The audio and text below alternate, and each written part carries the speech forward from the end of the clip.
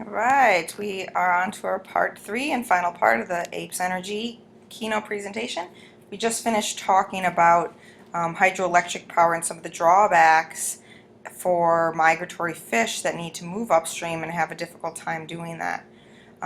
We're just going to change subjects a little bit and talk a little bit more about different forms of energy we could use for transportation.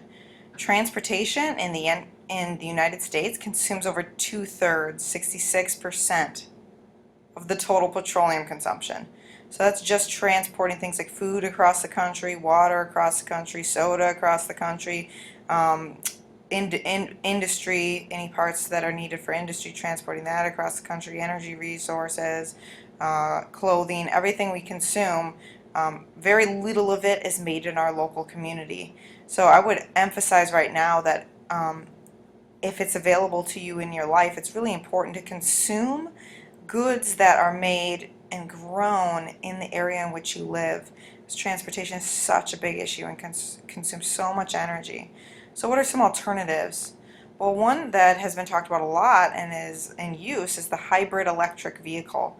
So let's just talk about that what it means for a second. First of all, it's a partially gasoline run, partially electric run.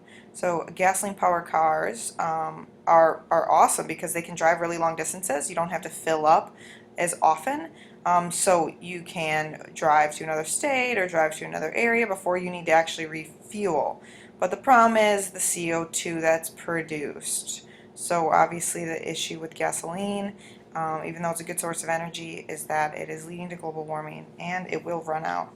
So the idea of electric cars came to be, and which produces almost no pollution, although I think we need to think about this for a second. Electric cars need electricity. So if you need to charge the car, that electricity is going to have to come from somewhere. Possibly that electricity was made at a coal-burning power plant, which would emit CO2. So it's not completely pollution-free, but the electricity itself, the electric car itself, does not have exhaust. The issue is limited range between charges. You have to charge that car up. You can't go very far. Like maybe to work and back if you live in the same city, but you would need to charge that car often. So the idea of hybrid cars is trying to use both these advantages. Use the gasoline so you don't need to fuel up so often, and use the electricity to decrease on emissions. So this is kind of what it would look like. You got a big battery pack somewhere in the car that's producing electricity, but you also still have the combustion engine that is using gasoline, and you have to still use some gasoline. You're just going to get much better gas mileage using that. So what are some other renewable energy sources? We're going to talk about each of these really briefly. Solar energy, hydrogen fuel cells, biomass, wind energy, hydroelectric, small scale, ocean waves and tidal energy, and geothermal. So solar energy, first I'm going to just talk about active solar collectors. These aren't the solar panels you're used to thinking about. I'm going to kind of talk about 3 different types of solar energy. It's hard to read down here, but it says active solar collectors. Basically, they're tubes of water that are out in the sun and they collect heat, and you're circulating that into your hot water heater. So this could be in your house. So this hot water heater could give you hot water for your showers, and it's completely run on solar power. So you do need some electricity to get some circulation going in this tank, but not a lot. So this is called active solar collector because you do need a little electricity, but mainly it's just the heating of the water from the sun that is allowing you to have a water heater in your house that's completely not energy dependent. There's also the idea of passive solar collectors. That means you don't need any energy at all. This is not really, this is just like smart design. So in this house, they actually have a window that faces where the sunlight comes in most of the year. And as sunlight comes in, they have strategically planned out the flow of air in their home so that the warm air is transferred to other rooms. So like in a cold climate, the sunlight coming in will warm this room, but they've set up the circulation so that it also warms neighboring rooms. So this is just smart design, which we need to do a lot more of to take advantage of just normal sun rays coming through our windows during the day. And then there's what you may have pictured. Photovoltaic cells. You can see them all on the top of the roof of this house. And basically what they do is the sun's energy moves photons and creates an electron flow. And flowing electrons is electricity. Okay, flowing electrons is electricity. So photovoltaic cells. My question to you is, so what are the pros and cons of using photovoltaic cells? Maybe you could Google this and see. Is there expenses concerned? Is it only useful in certain areas? Do they get damaged a lot? So jot that question down and see what you can find. I'm going to give you my pros and cons for solar energy. Pros, it's limitless. I mean, until the sun blows up. The only pollution is in making of the photovoltaic cells. We don't have to rely on foreign oil, and we can actually store energy during the night. It's not that you only get electricity during the day. The technology is getting better and better. The cons are, if you live in an area where you don't get a lot of sunlight throughout the year, then yeah, this is not going to work very well. This is supposed to say costs. Right now it is rather expensive to maintain. You got to replace the systems, and right now we're not really that efficient in capturing the sun's energy. So we need to invest more money into researching solar energy. All right, hydrogen fuel cells. Maybe you've heard about this before. This is an idea to run cars using what is in the name, hydrogen. There's also one other thing you need, oxygen. But oxygen's in the air everywhere, so we could just call it a hydrogen fuel cell. Basically, we get electrons from the hydrogen atoms, and that's used to produce an electrical flow. And then the hydrogen ions that are the result combine with oxygen to make water. So the only waste product of this whole system is water. Literally, you just have water dripping out of your exhaust as you drove down the road. No pollution whatsoever. This is kind of showing this. So you need the hydrogen gas here, the oxygen gas here. The hydrogen gas loses its protons and loses its electrons, and those electrons are negatively charged and become part of the electrical flow that makes the energy. And the hydrogen ions, these positive guys, combine with oxygen, water out. And this is kind of what it would look like. You would need a big hydrogen tank in the back to store your hydrogen gas. And this is just not really too important, but just showing you what that might look like. So the cons right now is, I'm going to start with the cons, is that it does actually take energy to make hydrogen. Where are we going to get hydrogen? We can get hydrogen from water. That's great, but then we have to split the water. So it requires energy or electricity in order to split the water and get the hydrogen out. Where else could we get hydrogen from? Well, we could get it from methane, CH4, that's released from burning of fossil fuels. That's great too. We could get that from animal wastes, but the same issues there. It requires some energy to get that hydrogen by itself.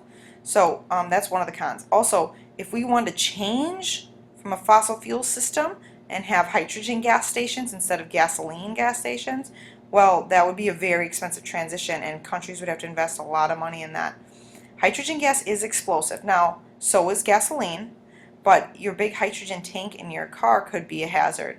And currently it is difficult to store hydrogen gas for personal cars. Now, what are the pros? The only waste product is water. We can get hydrogen from any water source. It's available. There's no environmental impact, or very minimal. Hydrogen is easy to transport. It moves through pipelines really easily. And then we could actually, instead of just using hydrogen gas, we could store hydrogen in compounds and make it less explosive. So there's a lot of promise with hydrogen fuel cells. All right, biomass. Biomass is using organic material, like dead plants and animals, to produce fuels. So currently those fuels are biodiesel, methane, and ethanol. Maybe you've heard of some of these. These are very popular in the US, especially ethanol. So plants suitable for doing this are types of grass, hemp, which is a type of plant, corn, and sugarcane. In the US, corn is used a lot, and the reason corn is used is because it's subsidized by the government, so it's cheap to use. So farmers are using corn and then passing that on to a biomass plant to convert that into fuel. This can also be used for building materials. You can make packaging materials. You can make plastics and paper, all from basically organic material, which is very incredible. So the food products from animals, the waste products from animals, the plants themselves go to the consumers, but eventually we could reuse all that to make electricity by turning that into biofuels. So here's just one example for ethanol. So you would take the grass or the corn or whatever it is and use enzymes to break the plant's cellulose fiber into glucose and other sugars, and then you take that ethanol fuel and you're going to actually separate and distill it, and we're going to use that ethanol fuel to maybe power cars or something else. So this whole process all came from using plants. Now this is considered renewable because plants can regrow themselves, or we can regrow them. So the pros is it's fairly renewable as long as we have enough time for the corn to regrow. It could supply half the world's demand for electricity, so big pros. How about the cons? Well, you have to grow the stuff, the plants, so we're going to have even more increased agriculture, meaning deforestation, soil erosion, fertilizers, herbicides, pesticide runoff, all the things we talk about on even a larger scale, even more land being used for agriculture. It requires a ton of water to grow the plants and a ton of fertilizer, and that's in limited supply. And if you burn the biomass, it can lead to more air pollution. It's expensive to transport, and it's not that efficient. So pros and cons of both. Geothermal energy. There's a lot of heat under the crust of the earth. You know, we learned about the structure of the earth, and underneath the crust is all that melted rock, which we call magma. So these hot rocks and magma sometimes make pockets with water and produce underground steam and hot water. If we can find these pockets, we can use that steam and let it out and use the movement of the steam to turn turbines and to make electricity. And we do this. And we tend to find geothermal energy like this near tectonic plate boundaries, like on the west coast of the U.S. We talked about that plate boundary there, so I would like you to look that up. What is the name of the tectonic plate boundary that runs through California on the western coast of the United States? And jot that down, please. Alright, so this would be an example of geothermal. You have the steam that comes up, turns a turbine, which powers the generator to create electricity that goes out to the community. And then we actually take the steam and condense it back into water, and we put that water back into the earth because we want the water to again make more steam and continue cycling this through to continue producing electricity at this geothermal energy site. So the pros is limitless and reliable as long as you do it sustainably. There's little air pollution, and it's pretty competitive in cost. It doesn't cost too much to do this. So you can actually, it can be just as cheap as fossil fuels. Cons, the sites are scarce. You can't get geothermal energy in the middle of China. It needs to kind of be near a plate boundary. You can deplete your sources. You can release all that steam if you don't manage it properly. And then, yeah, it can be noisy, or it can have a smell, or you could have to clear away a little bit of land so at the geothermal plant itself. Not too big of a deal, but and then if you have any waste, that could enter the ecosystem. Alright, so we've reached the end of our presentation, and for your final assignment I would like you to summarize the non-renewable energy sources. The renewable energy sources. I want you to summarize the renewable energy sources in a chart of your choosing. So I would like you to create a chart that summarizes the renewable energy sources and the pros and cons of each.